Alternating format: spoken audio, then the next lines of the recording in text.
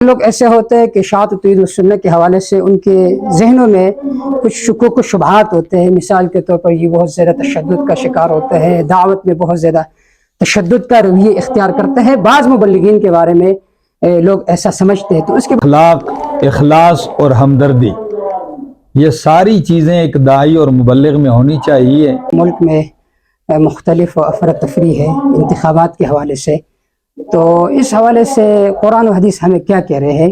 یہ جمہوریت کا یہ مغربی نظام ہے جو تمام اسلامی ممالک پر مسلط کیا گیا۔ السلام علیکم ورحمۃ اللہ وبرکاتہ۔ سب سے پہلے تو میں علامہ صاحب کا بہت بہت شکریہ ادا کرتا ہوں کہ آپ نے ہمیں وقت دیا باوجود تھکاوٹ کے، آپ کا بہت بہت شکریہ۔ جزاک اللہ۔ بہت سارے سوالات ذہن میں آتے ہیں، کیونکہ جب بھی کوئی آدمی ایسا ہوتا ہے جو مشہور ہوتا ہے ہر طبقہ میں، تو لوگ یہ جاننا چاہتے ہیں کہ ان کے علمی بیک گراؤنڈ کیا ہے، ان کی خدمات کیا ہے۔ خدمات تو سب کے سامنے واضح ہے، لیکن سب سے پہلے میں حضرت آپ سے یہ پوچھوں گا کہ آپ کا علمی سفر، اس کا آغاز کہاں سے ہوا اور اختتام کہاں پر ہوا؟ بسم اللہ الرحمن الرحیم۔ یہاں تو چونکہ ہم آج بیان ہے اس سلسلے میں آئے، تو آپ نے کہا کچھ چند باتیں ریکارڈ کرنا چاہتے ہیں، تو اس متعلق میں عرض کروں کہ میں ایک پٹھان قبیلے بسیخیل یوسفزئی قبیلے سے میرا تعلق ہے، اور ہری پور میں ہم رہتے ہیں۔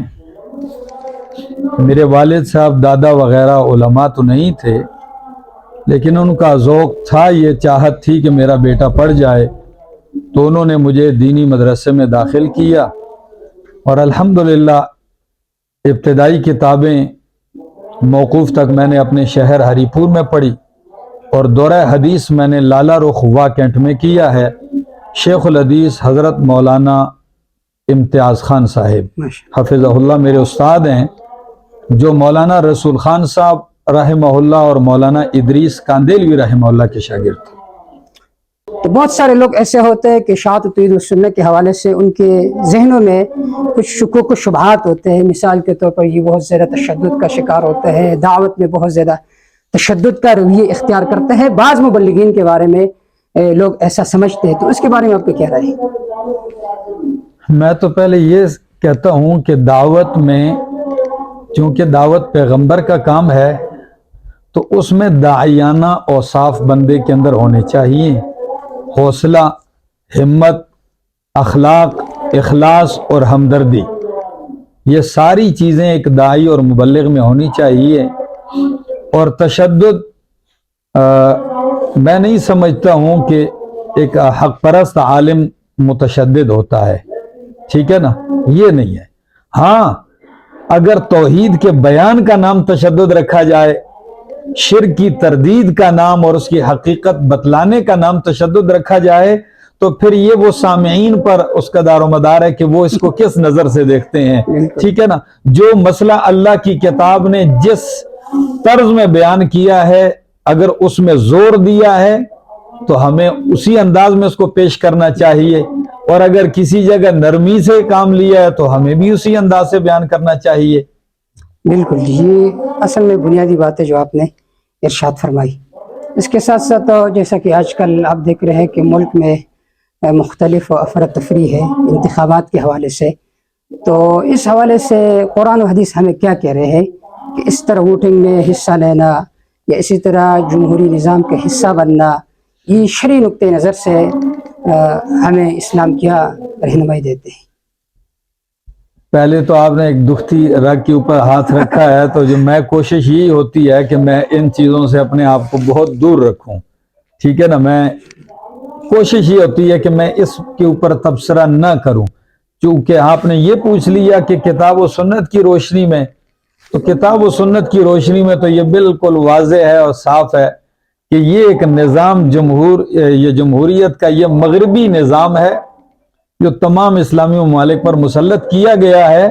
کتاب و سنت جو ہمیں نظام دیتا ہے وہ نظام شریعت ہے اور نظام خلافت ہے۔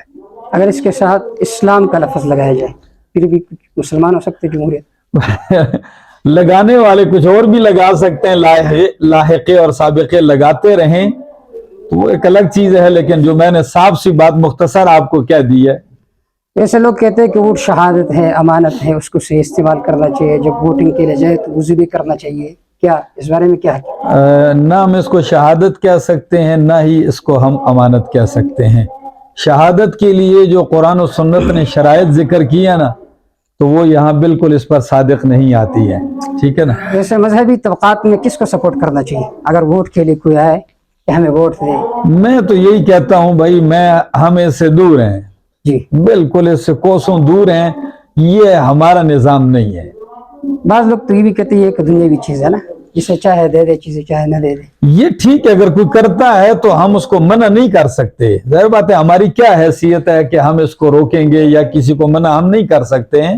کوئی دیتا ہے اپنے دنیاوی لحاظ سے تو یہ اس کی اپنی مرضی ہے، جی، ماشاء لیکن اللہ۔ ہم اس سے بچتے ہیں، کوشش یہی ہوتی ہے کہ ہم اس میں اپنے آپ کو ملوث نہ ہی کریں۔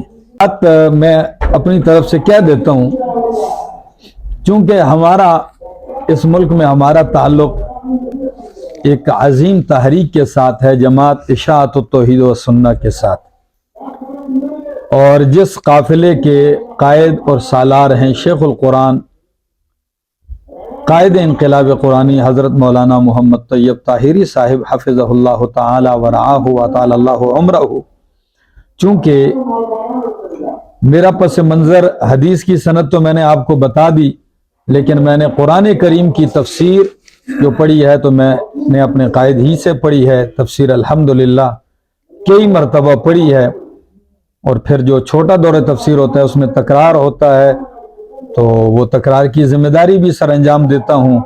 تو الحمدللہ اس ملک کے طول و عرض میں ہمارا مقصد یہ ہے کہ لوگوں کے عقیدے کی اصلاح ہو جائے، ان کے عمل کی اصلاح ہو جائے، اور اللہ کی کتاب کا تعلق لوگوں کے ساتھ پیدا ہو، اور لوگوں کا تعلق اللہ کی کتاب کے ساتھ پیدا ہو۔ یہ جو دوریاں ہیں کتاب اللہ کے ساتھ، سنت سے بغاوت ہے، اور ہم مختلف جھنجھٹوں میں پھنسے ہوئے ہیں، یہ امت پستی کی طرف جا رہی ہے، چونکہ امت مسلمہ کی بقا اور ان کے امن کی بقا اور ضمانت وہ تھی دین اور شریعت میں۔ دین ہی میں ہماری بقا ہے، اور مسلمانوں ممالک کی بھی بقا دین میں رکھی ہے۔ تو ہمیں چاہیے کہ اگر ہم بقا چاہتے ہیں، تحفظ چاہتے ہیں اپنا، تو ہمیں دین کے دائرے میں اندر جانا چاہیے، اور دین کی طرف ہمارا رجحان ہونا چاہیے، اور لوگوں کو بھی ہم یہی دعوت دیتے ہیں۔ چونکہ ہمارا پیغام، میں نے آپ سے اس لیے کہا کہ آپ کہتے ہیں کہ ایک سیاسی پارٹی کو سپورٹ، تو ہمارا پیغام تو چونکہ سب کے لیے ہوتا ہے، تو ہم نہیں چاہتے کہ ہم کسی ایک پارٹی کا فرد بن کر ایک کام کریں، بلکہ ہم داعی بن کے کام کریں دین کے اور توحید کے۔ تو ہماری دعوت وہ سب کے لیے، جتنی بھی پارٹی ہیں سب کے لیے۔ ماشاءاللہ، جزاکم اللہ تعالی احسن الجزا۔ بہت بہت شکریہ جزاک اللہ علامہ صاحب آپ کا کہ آپ نے ہمیں وقت دے دیا۔ اللہ تعالیٰ آپ کے علم میں عمر میں برکت نصیب فرمائے۔ شکریہ، جزاک